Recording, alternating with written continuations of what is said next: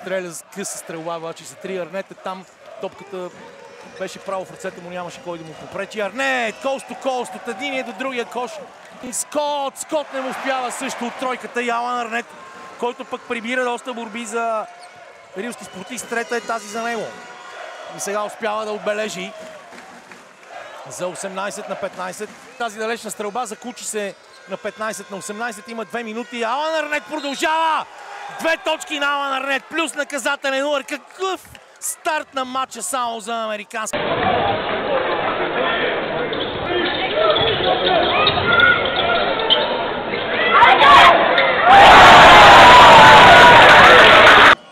Добре танцува там Хана около играчите на Черно море. И Арнет отново бележи. 27 точки разлика.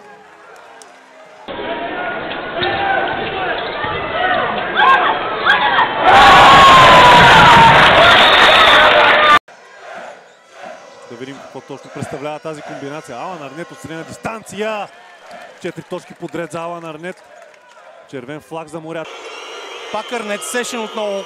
Спиров добре помага. Коридор обаче за Алан Арнет. Елегантно поднасяне на американския гард на рилски спортист.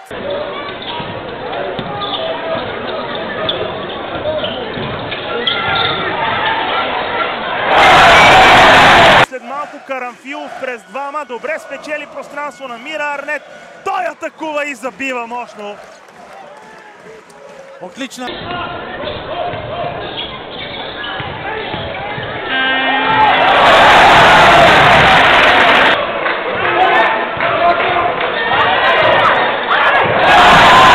Тръгва сам.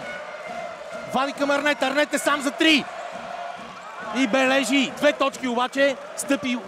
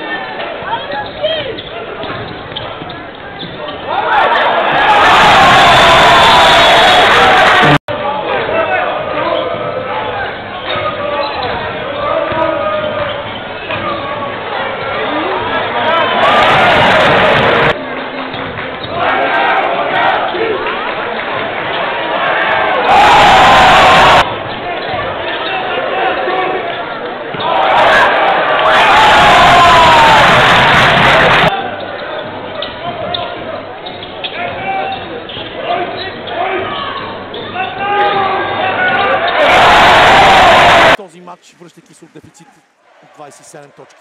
Шон Смит тръгва срещу Планинич. Пас за първи, с който е блокиран от Алан Арнет. Този чадър може да струва титлата.